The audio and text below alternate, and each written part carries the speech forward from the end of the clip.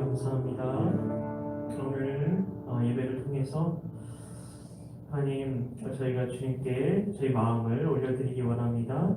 저희 마음의 예배 주님 받아주시고 이 마음의 예배가 삶의 예배로 이어질 수 있도록 하나님 오늘 아버지 이 시간을 통하여서 하나님 저희 심령 가운데 주님 성령의 능력으로 말씀의 능력으로 역사하여 주시옵소서. 믿고 감사드리며 예수님의 이름으로 기도하옵나이다. 아멘. 네, 오늘 우리에게 주시는 하나님 말씀은 에베소서 2장 1절부터 3절까지의 말씀입니다. 에베소서 2장 1절부터 3절까지의 말씀입니다. 제가 가진 성경 신약 성경 311쪽이 되겠습니다. 신약 311쪽 에베소서 2장 1절부터 3절까지의 말씀 우리 함께 합독하도록 하겠습니다. 그는 허물과 죄로 죽었던 너희를 살리셨도다. 그때 너희는 그 가운데서 행하여 이 세상 풍조를 따르고 공중의 권세 잡은 자를 따랐으니 곧 지금 불순종의 아들들 가운데서 역사하는 영이라. 전에는 우리도 다 그 가운데서 우리 육체의 욕심을 따라 지내며 육체와 마음에 원하는 것을 하여 다른 이들과 같이 본지상 진노의 자녀이었더니. 아멘. 네, 오늘도 이렇게 비대면 예배로 우리 함께 예배드리게 됐습니다. 우리 이 시간 함께 모여서 예배하지 못하지만 더욱더 마음을 들여서 우리 하나님께서 우리에게 주신 은혜의 귀를 기울였으면 좋겠습니다. 지난번에 우주보다 복잡한 게 마음이라고 말씀을 드렸는데요. 그런 복잡한 것에 대해서 이렇게 나누고 있는데 함께 잘 따라와 주셔서 감사드립니다. 아니죠. 따라오시는 게 아니라 동행해 주시는 거죠. 그래서 동행해 주셔서 감사드립니다. 이렇게 말씀을 드리고 싶습니다. 이 따라가는 것과 동행하는 것은 다른 것 같아요. 따라가는 것은 그냥 뭐 직장 상사, 교수님, 뭐 부모님, 권위자의 어쩔 수 없이 해야 되기 때문에 권위자의 말에 따라야 되기 때문에 억지로 할 수 있잖아요. 근데 동행하는 거에는 믿음이 필요하더라고요.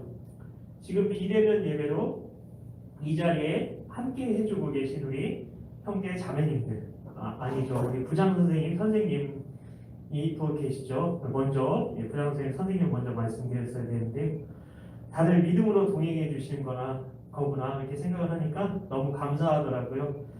그래서 말씀 나누기 전에 감사의 말씀을 드리고 싶었습니다. 네, 정말 감사드립니다. 동행해 주셔서 감사합니다. 이렇게 서로가 서로를 신뢰하고 동행하게 되는 이런 일이 가능한 게 진짜 우리가 지금 삶 가운데에 매 주일마다 누리고 있는 진짜 기적이라는 말씀을 드리고 싶습니다. 왜냐하면 우리 마음이 병들었잖아요.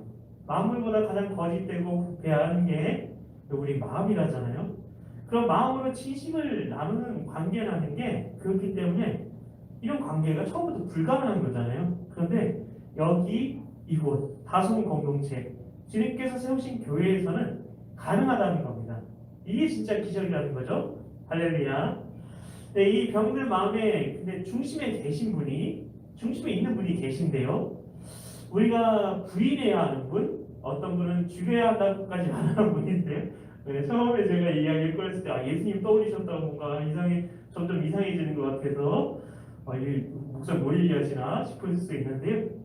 그래서 우리 마음의 중심에 있는 분이 있고 그분은 우리가 부인해야 되고 어떤 분은 죽여야 한다고까지 말하는 분이 있는데 바로 그분은 자아입니다. 자아는 가장 잘 방어된 세계를 만들어 놓고 자신의 성 안에 숨어 있습니다. 물론 어떤 때는 그 문을 열기도 하고 닫기도 합니다. 잠깐 이게 얼굴을 내밀 때, 빼꼼하고 고개를 내밀 때 우리가 잠깐 그 자아를 엿볼 수 있는데요. 자아는 이게 팔색조와 같이 여러 가지 모양으로 나타납니다. 그래서 어떤 모습인지 알기 어려운 때도 있습니다. 하지만 근데 한 가지 확실한 게 있는데요. 그거는 그 모습 전부가 자신이라는 겁니다. 자아는 이게 보통 두 가지로 나타나는데요. 소극적일 때도 있고 소극적인 모습, 적극적인 모습 이렇게 보통 크게 두 가지로 이렇게 나눌 수가 있습니다. 우리는 나는 소극적인 사람이야. 나는 적극적인 사람이야 이렇게 생각을 하기도 하지만 모두가 소극적인 부분이 있고 적극적인 부분도 있죠. 그런데 부모님들은 저만 해도 그랬어요. 제가 좀 상처가 있는데 사람들 앞에서 제가 부끄러움을 좀 타고 인사를 잘 못하는 것 같고 앞에 나가서 이게 재롱도 못 피우고 그러니까 숫기가 없다는 말씀을 그렇게 많이 하셨어요. 우리 애가 숫기가 없어서요. 그런데 그게 아닌 거죠. 사람 모두 소극적인 부분, 적극적인 부분이 다른 거죠. 다른 걸 넌 틀렸어, 넌 못났어 이렇게 재단하는 게 옳지 않다는 겁니다. 그런데 세상이 우리에게 그렇게 말하는데 자기가 자신에 대해서도 세상만 그렇게 얘기하면 상관없는데 자기가 자신에 대해서도 그렇게 스스로 똑같이 손가락질을 하게 되는 경우가 참 많다는 겁니다. 그런데 그게 아니라 그게 속임일 수 있다는 거죠. 그게 진실이 아니라 우리 모두가 다 속고 있을 수 있다는 거예요. 우리 모두에게 두 가지 면이 다 있습니다. 소극적이면 적극적이면. 그럼 자아의 소극적인 모습은 어떻게 나타나냐? 자기 사랑, 자기 추구를 하다가 나중에 자기 연민으로 빠져서 급기야 자살까지 하게 되기도 하는 모습으로 나타납니다. 그런데 어떻게 그렇게 될까 싶습니다. 자기 사랑, 자기 추구를 하다가 어떻게 자살까지 하나? 자기 사랑 좋은 거 아닌가요? 자기를 위해 주는데 어떻게 자기 연민으로 간다는 거죠? 자기 연민은 난 불쌍해, 난 불쌍해 하는 거죠. 어떻게 보면 자기에 대해서 관심을 갖는 것 같은데요. 어떻게 되는지를 잘 보여주는 글이 있어서 가져와 봤습니다. 저도 그 정도 단계까지는 이렇게 절망적으로 못 가봐가지고 어떤 분이 이거를 자기 심정을 너무나 잘 이걸 표현해 놓으셨더라고요. 안 믿는 분이에요, 참고로. 나는 항상 그렇다. 조금만 열심히 해도 내가 제일 잘난 줄 안다. 일주일째 과제에 찔끔찔끔 신경만 쓰다가 아무것도 끝나지 않았다. 겨우 하루 열심히 했다고 내가 정말 열심히 사는 줄 아는 것이다. 억울하다고 했다. 과제를 열심히 하는데도 양이 줄지 않아서 억울하다 했다. 하지만 열심히 했는데 양이 줄지 않는 건 말도 안 되는 소리다. 나도 알고 있다. 내가 열심히 하지 않는다는 걸. 하지만 나는 사소한 거에도 신경 써서 그런 거라며 애써 합리화를 해왔다. 우물한 개구리라는 걸 알아차릴 때쯤에 이미 늦었을 것이다. 이때까지도 그랬다는 걸 알면서 이렇게 나태한 이유는 아주 망한 적이 없기 때문이다. 항상 운이 따르는 생활을 해왔다. 나는 운을 실력으로 치부했다. 그래서 타인은 나를 뭐든지 잘하는 사람으로 알고 있다. 하지만 내가 항상 불안해하는 이유는 나의 모든 것이 거품인 것을 알고 있기 때문이다. 10대에 허세에 찌든 글을 몇 개 끄적이고 잘났다는 듯이 으스대 왔으니 내가 얼마나 우스워 보였을까. 나 자신조차도 왜 받은지 모를 정도의 거품 같은 상장은 언제 없어질지 모르는 허무한 것임을 알고 있었음에도 왜 그것이 나의 모든 것이라고 생각해 왔을까? 나는 실력이 있지만 배우지 않아서 그런 것이라는 주변의 허울뿐인 격려에 주어진 환경 탓을 하며 나조차도 나를 불쌍히 여기는 자기 연민은 내가 죽을 때까지 함께하며 태모하게 할 것이다. 나는 열등감을 가시거린 미로로 포장했다. 나는 위선자였다. 내 길은 견고해서 무너지지 않을 거라며 자신만만해하던 모습의 이면에는 누구보다 위태로워서 언제 실체가 드러날지 무서워하면서도 아무것도 하지 못하는 무력함이 있었다. 정말 자기 사랑, 자기 추구가 자기 연민과 밀접하게 관련이 있다는 것을 잘 보여주는 글인데요.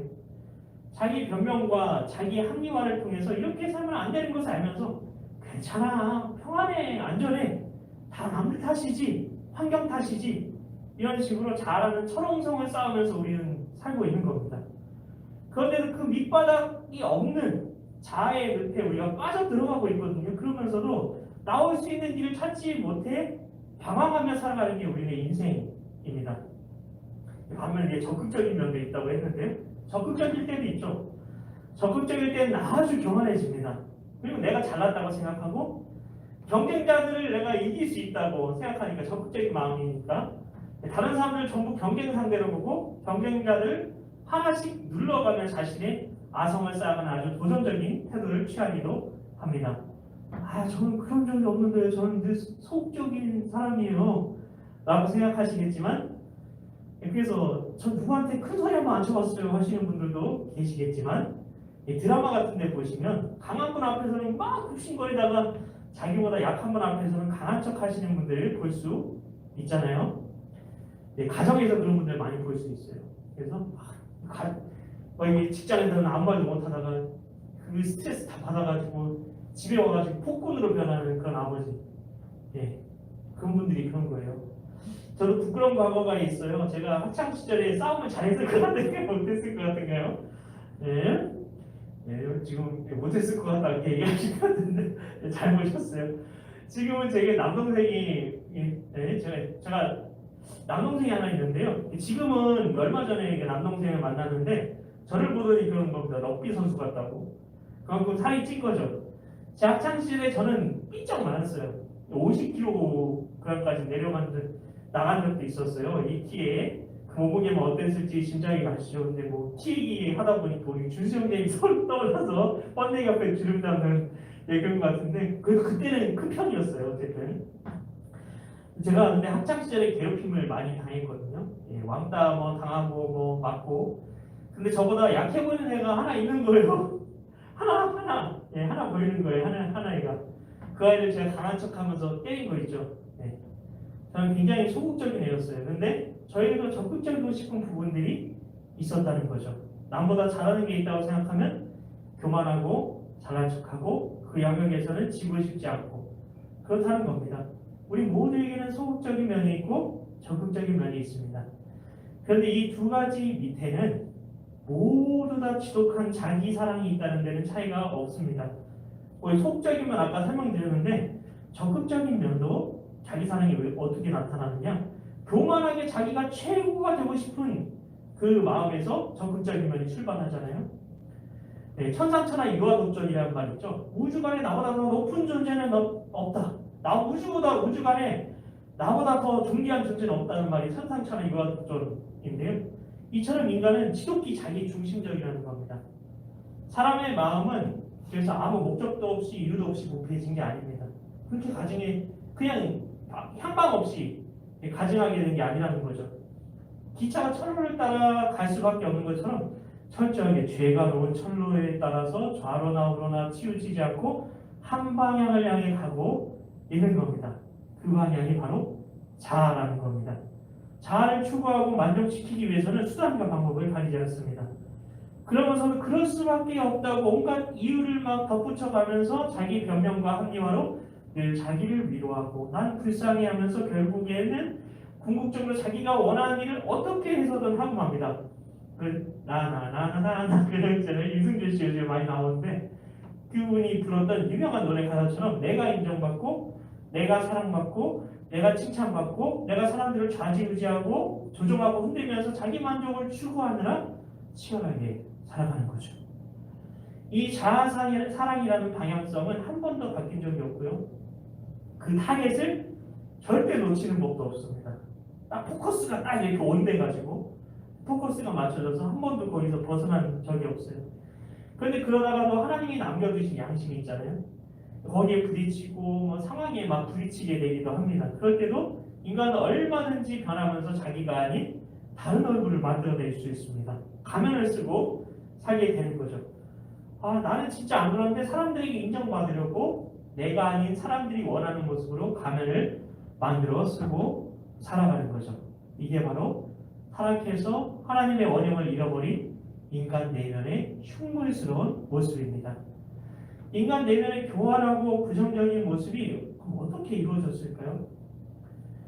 성경은 이게 복음 안에서 우리 마음을 진단을 해주는데요. 그래서 복음이 중요해요. 이 세상의 어떤 의사 선생님보다 마음의 현 상태를 정확하게 보고 그 원인을 핀포인트, 요즘 많이 얘기해서 핀포인트로 진단해내는 것이 하나님의 말씀입니다. 아주 단순하고 분명합니다. 그게 바로 어디 나오냐? 우리가 오늘 봉독한 오늘 본문입니다. 에베소서 2장 1절부터 3절까지 그 말씀이 있는데요.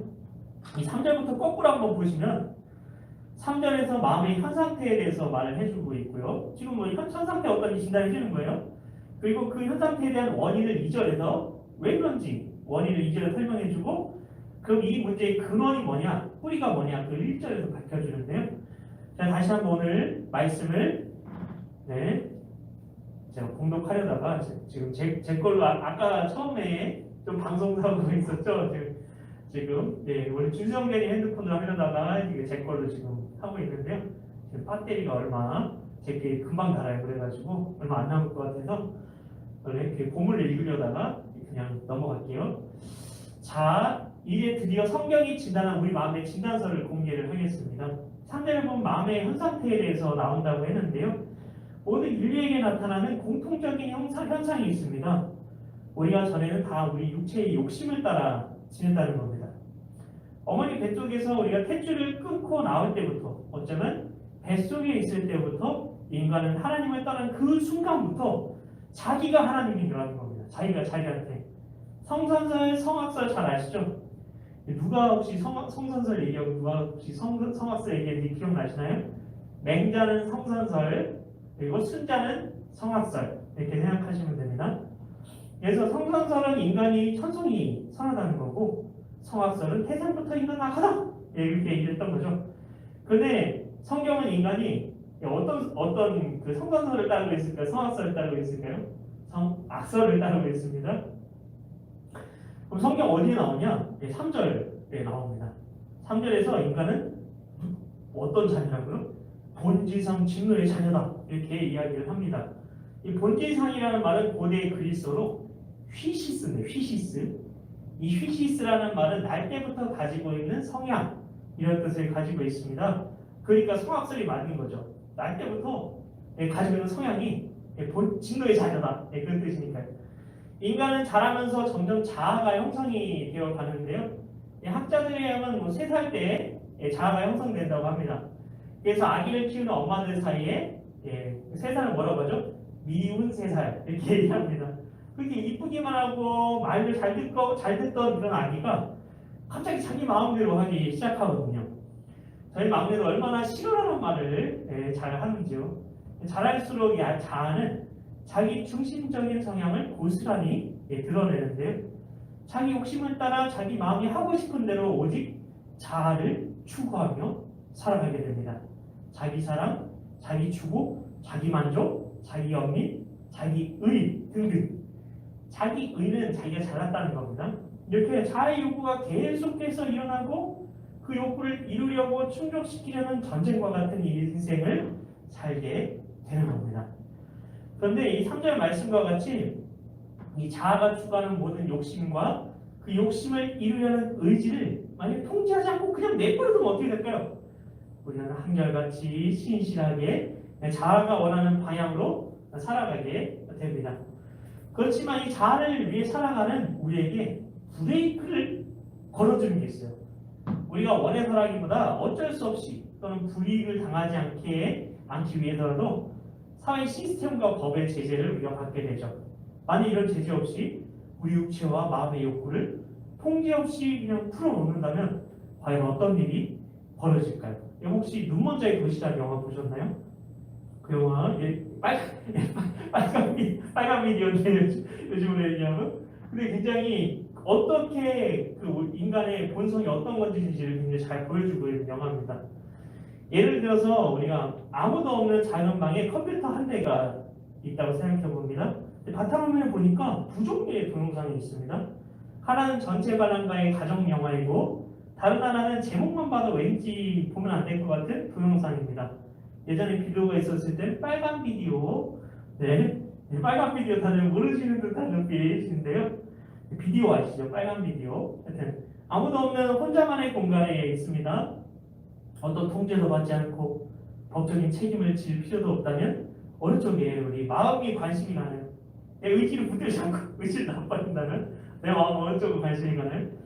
미국 윌로우 크릭 교회의 빌 하이레이스 목사님이 쓴 책의 제목이 있습니다. 책을 안 보셔도 이 책 제목만 아셔도 되는데요. 책 제목이 뭐냐면 아무도 보는 이 없을 때 당신은 누구인가? 라는 제목인데요. 우리의 진짜 모습은 아무도 보는 이가 없을 때 나타난다는 겁니다. 그 모습이 진짜 내 모습이라는 거죠.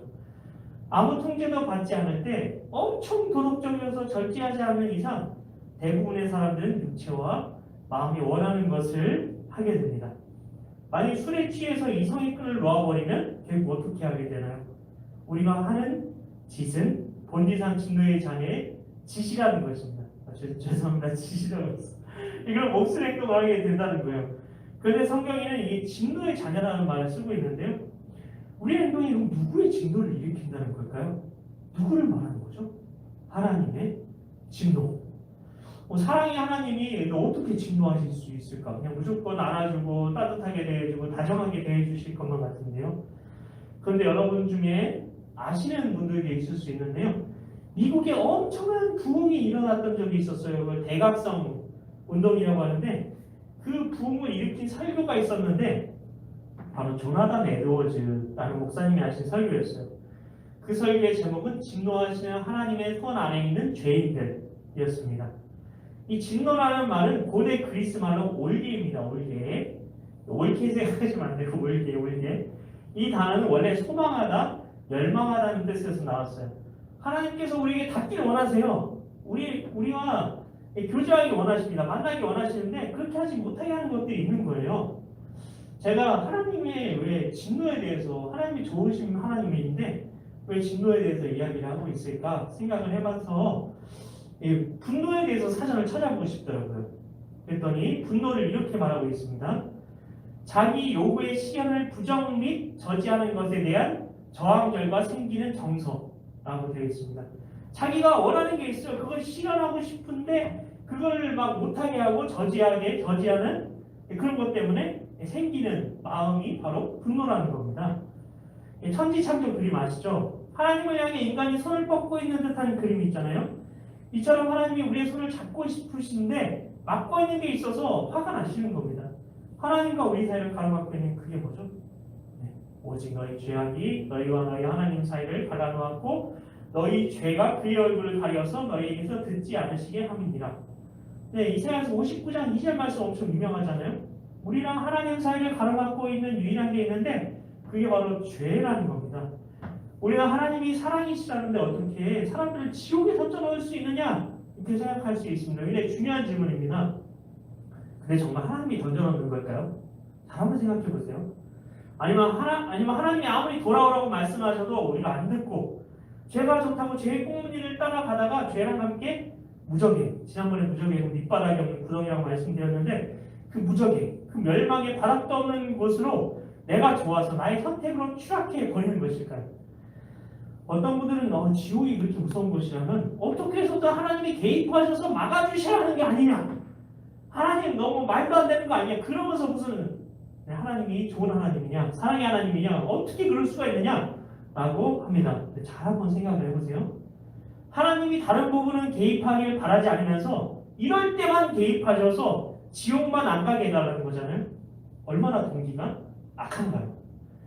말씀드렸던 우리가 죄가 좋아서 멸망의 길을 스스로 선택하고 있을 뿐이라는 겁니다. 원래 지옥이 그리고 성경에 누구를 위해서 만든 곳이라고 되어 있을까요? 인간을 지옥에 보내고 싶어서 하나님이 설계를 한 걸까요? 마태복음 25장 41절에 보시면 이렇게 되어 있어요. 마귀와 그 사자들을 위하여 예비된 영원한 불. 즉 지옥은 마귀와 그를 따르는 악령들을 보내려고 하나님께서 만드신 겁니다. 그런데 자꾸 하나님 탓을 하게 하는 것이 세상의 똑똑한 사람들이죠.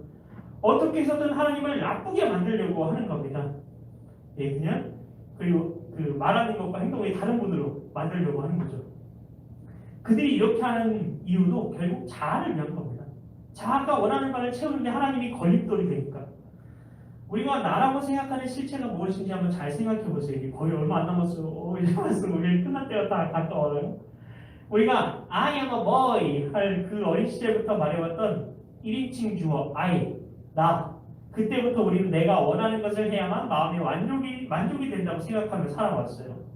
그렇지 않나요? 행복이 이런 거라고 생각하는 겁니다. 세상 사람들이 행복에 대해서 뭐라고 생각하는지 사전에서 찾아봤어요. 이렇게 되어 있더라고요. 생활에서 충분한 만족과 기쁨을 느끼어 흐뭇함. 그냥 충분한 만족과 기쁨을 느낀 주체가 누구죠? 나.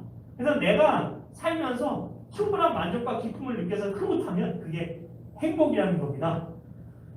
행복이 있는데 다른 뜻도 있더라고요. 두 번째 의미, 복된 좋은 운수. 이렇게 되어 있어요. 복된 좋은 운수. 운수는 천운을 이야기하는 거더라고요. 억수로 운 좋게 태어나는 게 운수래요. 그런 게 행복이래요. 세상 사람들이 생각하는 행복이 이런 겁니다. 결국 사람들이 생각하는 행복은 자아를 만족시키는 겁니다. 내 마음대로 살 수 있게 되는 게 세상 사람들의 목적이라는 겁니다. 근데 내 마음대로 사는 게 성경이 볼 때 뭐라고요?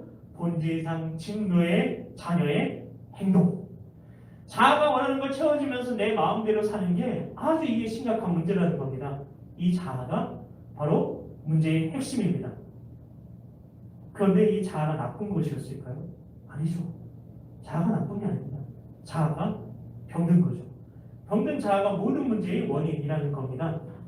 형제자매 여러분, 내 말씀 마칠 것 같죠? 네. 점점 더 우리 문제의 원인의 그 핵심에 접근하고 있다는 생각이 들지 않으시나요? 우리 안에 감춰진 하나님의 형상이 있어요. 그게 있는데 그 형상이 드러나야 하는데 그것이 드러나지 못하도록 하고 있는 게 바로 자아라는 겁니다. 병든 자아가 우리 삶에 일어난 모든 문제의 원인이었다는 겁니다. 그 자아가 원하는 대로 살아가고 있는 것인데 아무도 그걸 몰라요. 우린 내 마음대로 내가 살아가고 있다고 생각할 수 있습니다. 근데 이것 자체가 속임이라는 겁니다. 내 마음대로 살지 못해 힘들어하는 게 인생이다. 그렇게 할 수 있잖아요. 아까 행복의 정의에 대해서 보면. 그런데 그렇게 살아갈수록 하나님의 길이 아니라 세상의 길로 가게 된다는 겁니다. 하나님의 길을 걷도록 우리가 자아의 길에서 돌이킬 수 있게 하는 근데 유일한 능력이 있는데요. 그게 바로 복음이라는 겁니다. 하나님께서 이 놀라운 복음의 능력과 영광에 우리를 참여하게 해주시길 바라는 우리 마음으로 우리 함께 우리 주의 손에 나의 손을 보내고 찬양하며 나아가겠습니다. 우리 중수 형제님, 네, 추운데 되게 고생 많이 해주고 계세요. 여기 여러분 안 계시니까 너무 추워요. 너무 춥고 마음 외롭고. 네, 우리 같이 우리 찬양하면서 우리 함께 모여서 우리 같은 공간에서 예배하지 못하지만 우리가 성령으로 교통하게 하신다고 하셨잖아요. 우리 그것을 우리 그 말씀을 우리 별로 삼고 그 말씀을 믿으며 우리 함께 찬양하겠습니다.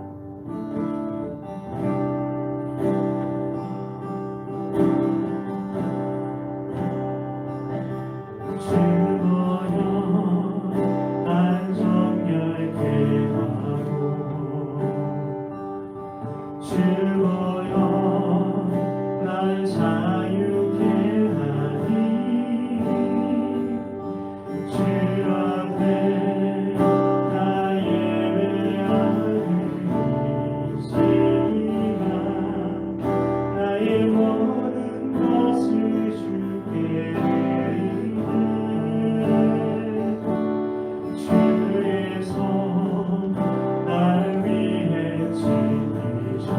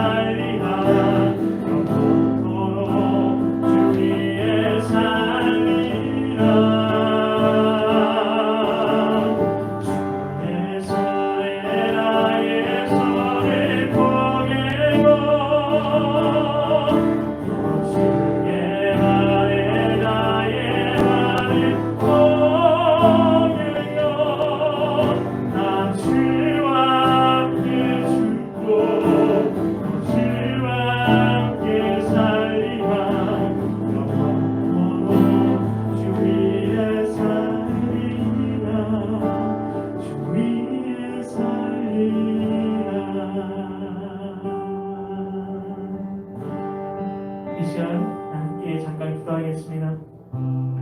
우리 기도하실 때 오늘 우리 말씀 나눈 것처럼 하나님 우리 삶의 그 문제의 원인 아버지의 핵심이 하나님 자아가 병들었기 때문이라고 우리 말씀 나누었습니다. 우리 안에 감춰진 하나님의 형상이 있는데 그 형상이 드러나야 되는데 그것이 드러나지 못하게 하고 있는 것이 바로 자아라는 것입니다. 병든 자아가 우리 삶에 일어난 모든 문제의 원인이었다는 것입니다. 하나님 아버지 우리가 아버지 하나님의 길을 걷기를 원합니다. 아버지 그런데 아버지 이 자아에 따라서 우리가 세상의 길로 아버지 지금까지 걸어왔습니다. 하나님의 길을 걷도록 우리가 자아의 길에서 돌이킬 수 있게 하는 유일한 능력이 하나님 복음임을 믿습니다.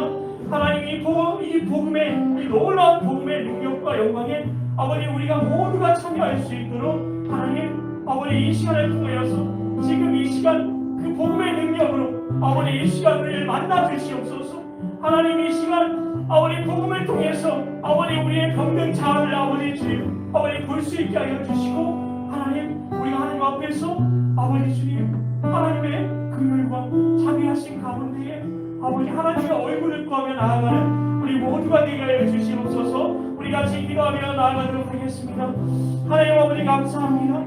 하나님 오늘 말씀을 통해서 하나님 우리 삶을 아버지 돌아보게 하시니 감사합니다.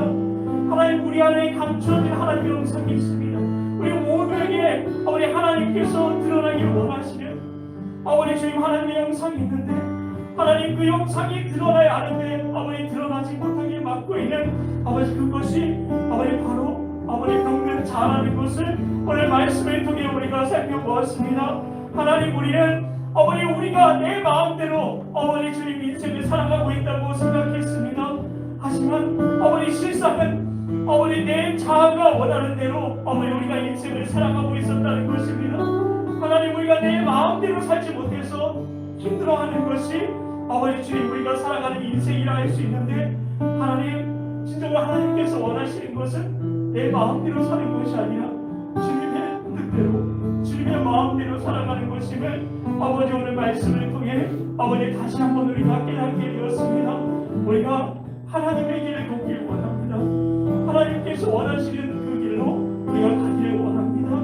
하나님 우리가 이를 위해서 아버지 우리가 이 복음의 능력 아버지 우리가 붙들고 아버지 우리가 경험하기를 원하오니 하나님 우리 모두가 다 이 복음의 아버지 영광에 아버지 영광스러운 복음에 아버지 눈이 뜰 수 있도록 하나님 주님 역사하여 주셔서 하나님 오직 복음만 하면 충분합니다. 고백할 수 있는 우리 모두가 될 수 있도록 하나님 아버지 이 말씀의 능력으로 우리 심령 가운데 주님 역사하여 주시옵소서. 하나님 역사해 주시옵소서. 아버지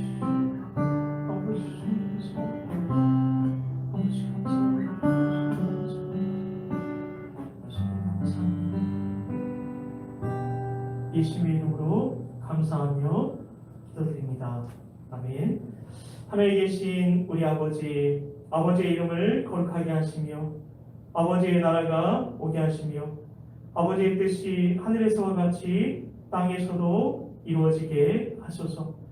오늘 우리에게 이러한 양식을 주시고 우리가 우리에게 잘못한 사람을 용서하여 준 것 같이 우리 죄를 용서하여 주시고 우리를 시험에 빠지지 않게 하시고 악에서 구하소서. 나라와 권